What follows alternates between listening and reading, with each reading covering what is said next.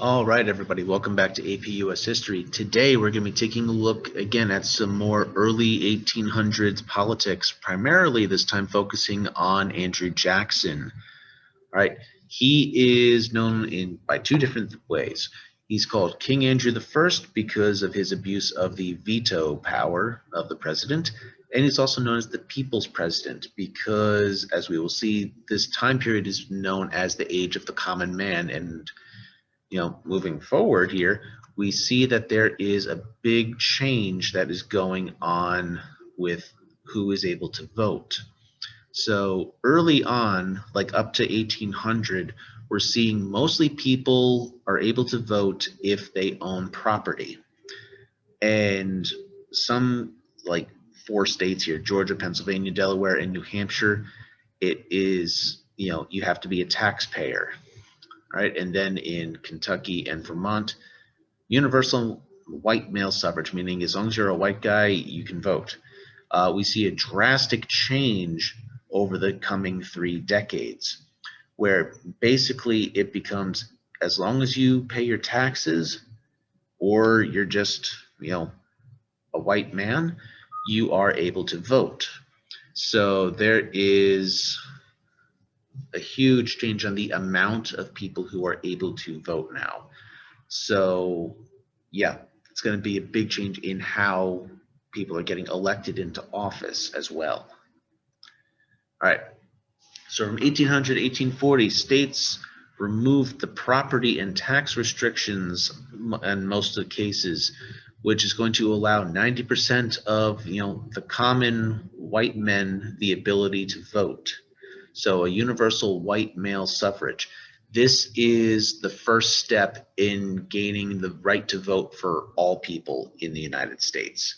Had to start somewhere because it used to be just as long as you were a white landowner, that white landowning man, I should say, you can vote. But now, as long as you're a white guy, you can vote. It's the first step. All right, and you can see here with this chart, just the numbers drastically going up, like the percentages of white men able to vote. All right. So then you get more scenes like this where you just see men of all social standings lining up to cast their ballots. Now, the election of 1824 is a major, big issue in American politics. It is perhaps one of the most corrupt elections to have ever taken place in the United States. And let's take a look at how that is. So we have four candidates running for president. We have William Crawford of Georgia, John Quincy Adams of Massachusetts, Andrew Jackson of Tennessee, and Henry Clay of Kentucky. No single candidate is going to win the majority of the Electoral College. No one's going to get that 51% that is needed to win the presidency. So when this happens, the top three candidates are voted on in the House of Representatives, with each state only getting one vote to go to a candidate. But what's going to happen is something pretty interesting. So this is the order of how it all was going.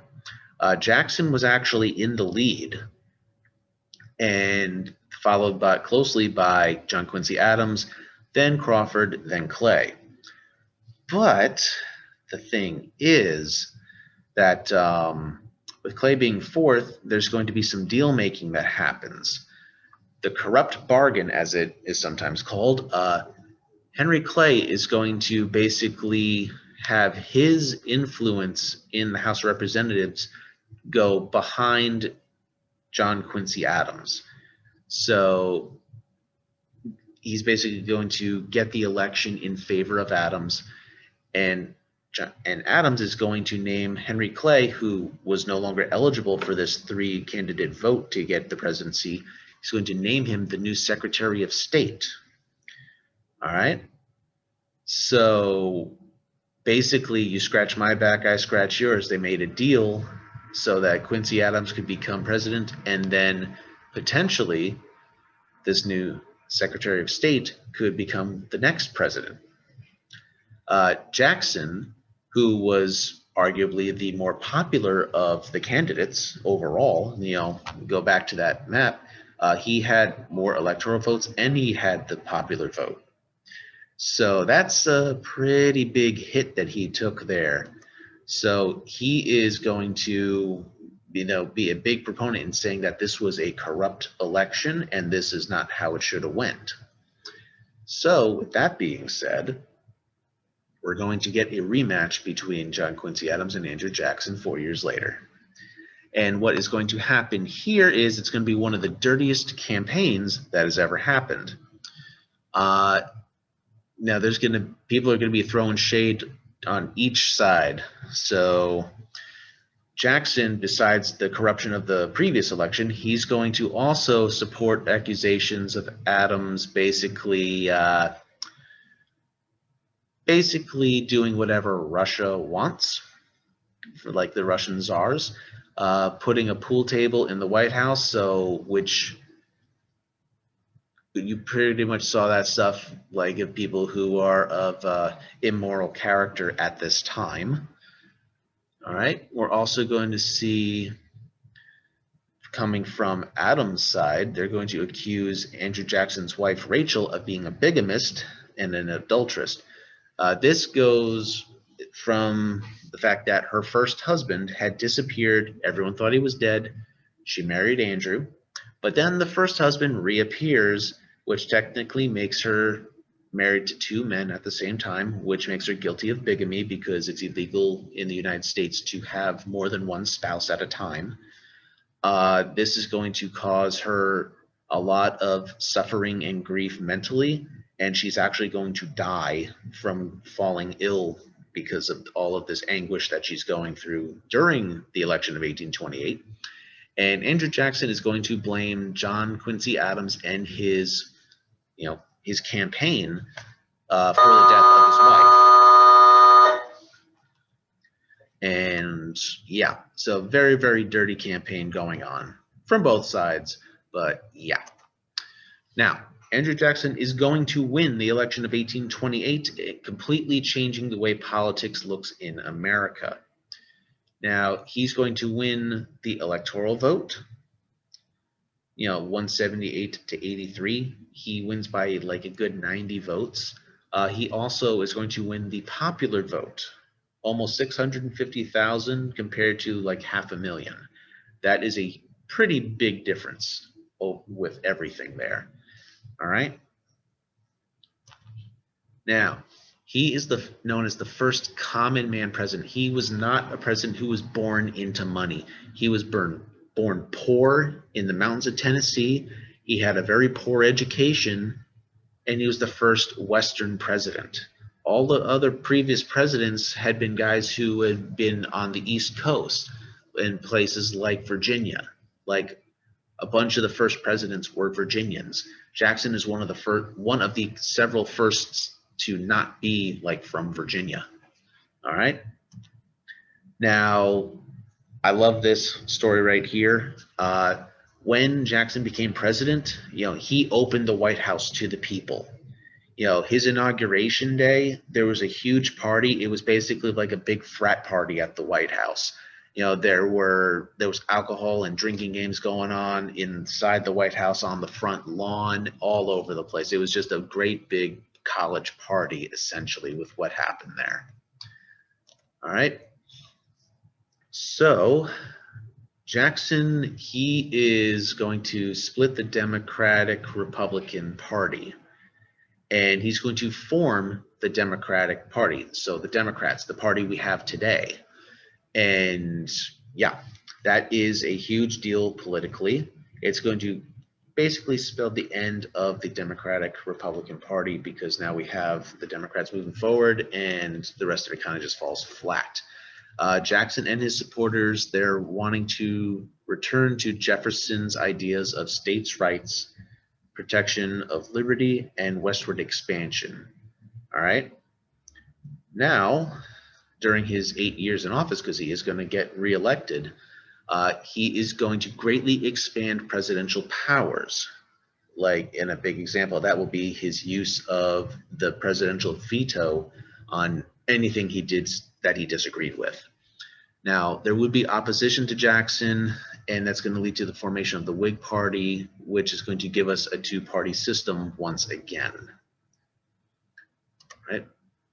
And yeah, this right here is kind of showing just like where we're at with political parties all over the place during the first half of the 1800s. Some short-lived and longer-lived parties are going to be involved, but the Democrats are going to be a huge point that continues to be in politics. And it's not until the 1850s that we get the Republicans with like the introduction of people like Abraham Lincoln into politics. All right. Now, the major ones here are the Democrats and the Whigs. All right. The main leaders, we have, Andrew Jackson, of course, as president, John C. Calhoun, another heavily influential politician during the early 1800s, Martin Van Buren, who was a later president. All right. Now, the Whigs, we have Henry Clay and Daniel Webster, John Quincy Adams. These are, and William Henry Harrison. We got some past presidents in there. And future. They are a lot of prominent politicians like Henry Clay. He's one of the big ones like John C. Calhoun. All right. Major political beliefs, state and local autonomy versus national powers, opposition to monopolies, and then we support high tariffs, low land prices versus international improvements. A lot of differences between the two, hence why we have a two-party system. So like one fighting for these rights, another fighting for those rights. Now, when Jackson entered office, he encouraged the use of what is called the spoils system. So he is basically replacing people, filling positions in the government that he's able to appoint people to and that he would be able to hire people for, people who helped him win. So like if you helped him win a state, you might be getting, a secretary position, such as like Secretary of the Treasury or Secretary of the Interior, something like that. That is a big reward for helping get him elected. He became known for this, to the victor go the spoils. You won, you get to do what you want. Right? And at the time, this was seen as a very democratic thing because it gave government jobs to new people. But there is a downside. It would lead to inefficiency and lots of corruption. Because do you really want somebody who knows nothing about finances being in charge of the Treasury? Yeah, not exactly good. Now, his two-term presidency was defined by three major conflicts and a lot of minor ones. Right? All dealing with his government. So by the time he entered office, the American people are definitely spreading westward in search of a lot of new land to cultivate. We want to expand farming and, cattle production, all this stuff. And where's the best place to do it? Moving west. Now, there is something that's going to be in the way of this. That is going to be, in the South anyway, the 5 civilized tribes. This is the Cherokee, Chickasaw, the Creeks, the Catawbas, Choctaws. It's going to be a lot of Indian tribes. Now, like these major ones down here, these are all the ones in the area that I was just saying, but the main 5 ones are these that are pictured here with the people. Cherokee, Choctaw, Muskogee, also known as the Creek, the Chickasaw, and the Seminole. The Seminole are actually a combination of multiple tribes that joined together to fight against the United States. They basically retreated into the Everglades, like the swampy marshlands of Florida, and there would be several Seminole wars of the United States to try and conquer the Seminoles and basically kick them out of Florida and move them to reservations out west. It didn't work. The Seminole people, their descendants are still around in that area. At least some of them are. Right. Discovery of gold in northern Georgia is going to be a driving factor to seize a lot of Cherokee lands. So yeah, that is going to lead to the Cherokee suing the U.S. government in the Supreme Court, which they won. But Congress and Jackson are going to sign the Indian Removal Act in 1830, which is going to force all the tribes in the area that's like east of the Mississippi to have them relocate west, basically in the Oklahoma Territory. So yeah, and as you can see on the map, we are going to get some of the Seminoles out of Florida, but not all of them. But the Creek, the Cherokee, Chickasaw, Choctaw, all of them, there's going to be a huge migration of people. It's going to lead to a lot of deaths. All right, this is what is known as the Trail of Tears. The U.S. Army is forcing them, being forced to, and forcing the Cherokees and other tribes westward on this Trail of Tears under armed escort. Not exactly a great situation. All right, now, by the 1830s, sectionalism is becoming more obvious, the North versus the South versus the West, especially over tariffs, the taxes on tradable goods coming into the country, which helps raise the price of those items coming from overseas in stores in the United States. Northern states, they like these tariffs because it means that their items that they produce are a lower price, which would mean that they would get sold quicker and making more money than the foreign goods. And of course, the South, they are opposed to these tariffs because they like the goods from overseas. So they really don't appreciate or like the fact that these high tariffs are raising the prices of their goods that they want to buy. And yeah, so we're seeing big economic differences over that. So Congress is going to pass a high tariff in 1832. Southern states claim that their states' rights were being violated for this. And that is going to lead John C. Calhoun, who is the vice president at this time, threatening that South Carolina would nullify or just flat out ignore this tax. All right. Now, United States versus South Carolina. What we're going to see here is Calhoun supporting nullification, which is basically we are going to ignore this, and that if you continue to try and force us to do like these things that we don't want to, there is potential for us to secede from the Union, to separate ourselves from the country. Now, Jackson definitely does not support that, so he didn't support the tariff either. But he sees the nullification process as a threat to the unity of the country, so he's going to urge Congress to force a bill to enforce the tariff, but he's also going to threaten to send troops down to South Carolina to keep them in the country. All right, so we're seeing a lot of tensions brewing up. It's not a great situation until we get Henry Clay coming in, who's going to introduce a lower tariff, a lower tax. So this becomes known as the Compromise of 1833, and it ends the nullification crisis. So now, all right, the goods aren't as expensive. There's a lower tax on them, so it's not as much money. Now the tensions have eased. It's a little easier to go about your business now. So, but this conflict definitely is going to reveal the tensions between the North and the South. And as I'm sure we can all guess, it's going to lead to much bigger issues down the road. The South used the states' rights argument, basically saying that secession was possible from the Union. Yeah, see how that goes in the future. And President Jackson, he was willing to use force to protect the power of the national government over the states. In other words, sending troops down to South Carolina to keep them in line. Right.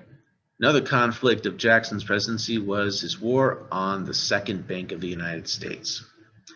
He thought that the Bank of the United States was unconstitutional and gave too much power to the elite of the country, to the wealthy people of the country.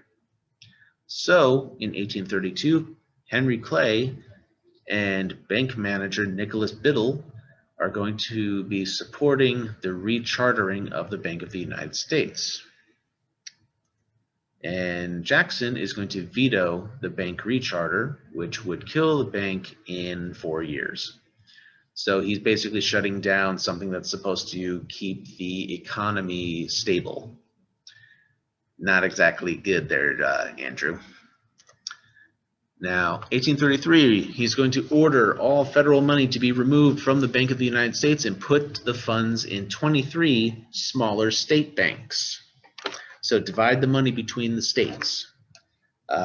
Is that going to work out very well? Not exactly. So now we have all of this.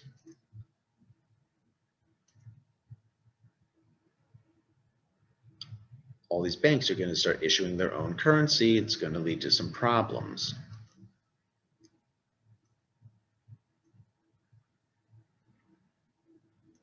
All right, so Jackson is going to kill the Bank of the United States. And without it, banking went unregulated. And between 1833 and 1913, the economy entered a series of panics where the economy is just all over the place, rising and falling, rising and falling. It's just a disaster, okay? Now, Jackson and his presidency are going to represent a new era in American democracy. All right, we have the will of the common man being played out by the Democratic Party.